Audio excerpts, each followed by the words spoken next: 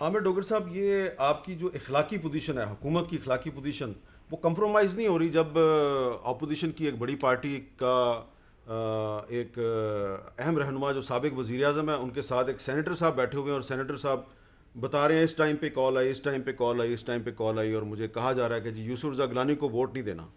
देखें सर, अब कॉल्स तो आती रहती हैं जी, ये तो एक रूटीन है। या तो नाम लेते हैं ना किसकी कॉल्स आई हैं। इलेक्शन कैंपेन चल रही है, दोनों अतराफ के कैंडिडेट्स को कॉल्स आ रही हैं।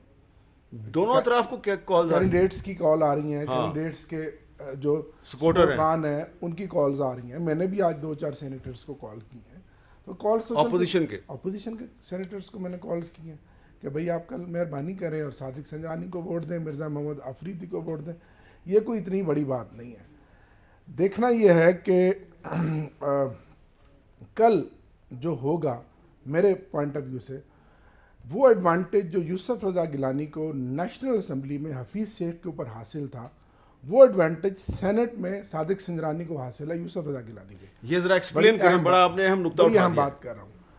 यूसुफ रज़ा गिलानी साहब नेशनल असम्बली में रहे, 8 से 13 तक जब वो प्राइम मिनिस्टर रहे तो 40 से 50 MNAs ऐसे थे दोनों अतराफ से जिनके साथ उनका ज़ाती ताल्लुक़ भी था, उनको उन्होंने अब्लाइज भी किया था। हमारी पार्टी के कुछ MNAs ऐसे भी हैं जिनके साथ उनकी रिश्तेदारियां भी थीं और साथ पैसे की चमक भी थी। ठीक है, हफीज़ शेख साहब एक दिन भी नेशनल असम्बली के मेंबर नहीं रहे थे। ताल्लुक़, वास्ता, बाकी सारी चीज़ें मिलाकर मजमूई तौर पर एडवांटेज यूसुफ रज़ा गिलानी को हासिल था। अब क्योंकि सादिक संजरानी के साथ मैं 3 साल से काम कर रहा हूँ, मेरा बड़ा क्लोज उनके साथ एक इंट्रैक्शन है, being a chief whip of ruling party. मैं मीर साहब जब भी उनके दफ्तर में गया हूँ, जरगे का माहौल होता है। उसमें JU के भी मेम्बरान होते हैं, PMLN के भी होते हैं, पीपल्स पार्टी के PMLN के तो बहुत ज़्यादा होते हैं। उसकी दोस्तियाँ हैं, उसका एक ताल्लुक है।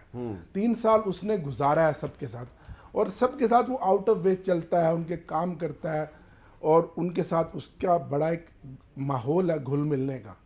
वो एडवांटेज कल उसको हासिल होगा। आपको लगता है मैं कि बिफोर टाइम आपको लगता है कि आप या मैं जब कभी भी हम सादिक संजरानी साहब के पास जाते हैं उनके ऑफिस में, तो वहाँ पे जो PMLN वाले या पीपल्स पार्टी वाले बैठे होते हैं वो उन्हीं को वोट देंगे? सर वहाँ माहौल ही देखें, सेनेट का और नेशनल असम्बली का वैसे भी माहौल फर्क है। यहाँ थोड़ा सा क्योंकि चारों सूबों की देखे ना, मैं वहाँ पे कई दफ़ा मैंने वहाँ पे मौला बख्श चांडियो साहब को देखा। सर सब वहाँ बैठते हैं। मौला बख्श चांडियो साहब तो वोट नहीं देंगे उनको। देखा ना, सब वहाँ बैठते हैं। अब मैं इस वक्त किसी को मैं पॉइंट आउट नहीं कर सकता, मौला बख्श चांडियो साहब मेरे बुजुर्ग हैं, जिन्हें पॉइंट आउट करना चाहिए उनको मैं पॉइंट आउट नहीं कर रहा। मैं ये आपको बता दूं कि सादिक संजरानी को ये एडवांटेज हासिल है। ठीक है, और बड़ा क्लोज मार्जिन, आपका नुक्ता बड़ा है क्लोज में, क्योंकि सर देखें, अगर मैंने जब हफीज़ शेख साहब का इंतखाब हो रहा था, मैंने पार्टी में ये राय दी थी कि इनको सिंध से इलेक्शन लड़ाएं और यहाँ सैफ नियाजी को लड़ाएं। ये रिकॉर्ड की बात है।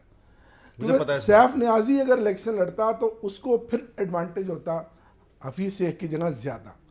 तो ये होता है सर इलेक्शन ताल्लुक वास्ते का, क्योंकि सीक्रेट बैलेट है, बिल्कुल ठीक, कुछ भी हो सकता है। राना सनाउल्लाह साहब, ये जो एक आज एक फ़र्क सामने आया है कि सेनेट के इलेक्शन में और चेयरमैन सेनेट के इलेक्शन में जो रियासती इदारों की मुबैना मुदाखलत है, इसके हवाले से मुस्लिम लीग नून एक ओपनली एक बात कर रही है। पीपल्स पार्टी का उम्मीदवार कह रहा है कि नहीं, ऐसी कोई बात नहीं, रियासती इदारे न्यूट्रल हैं।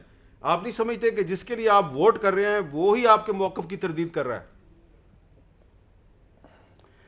नहीं, देखें, PMLN के जिन सेनेटर्स को इस किस्म का प्रेशर आया है, मैं समझता हूँ कि उन सेनेटर्स की ये कमिटमेंट है, उनकी खलूस नीयत है पार्टी के साथ कि उन्होंने ये बात जो है वो पार्टी लीडरशिप के साथ शेयर की है।